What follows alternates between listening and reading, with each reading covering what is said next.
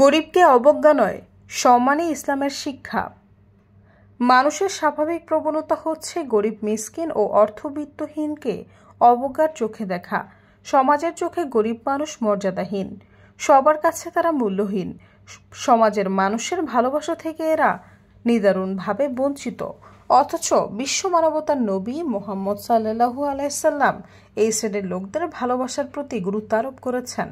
গরিব ও অসহায় মুসলমানদের অবজ্ঞা অবহেলা না করতে পবিত্র কোরআনের বিভিন্ন স্থানে আল্লাহ তাআলা নির্দেশ প্রদান করেছেন।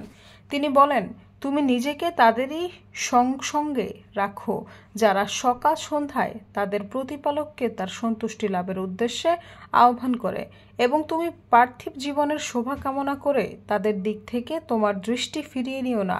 সূরা কাহফ আয়াত 28। অন্য আয়াতে আল্লাহ বলেন, আর তাদের বিতাড়িত করবে না যারা সকাল বিকাল স্বীয় পালনকর্তার ইবাদত করে তার সন্তুষ্টি কামনায়।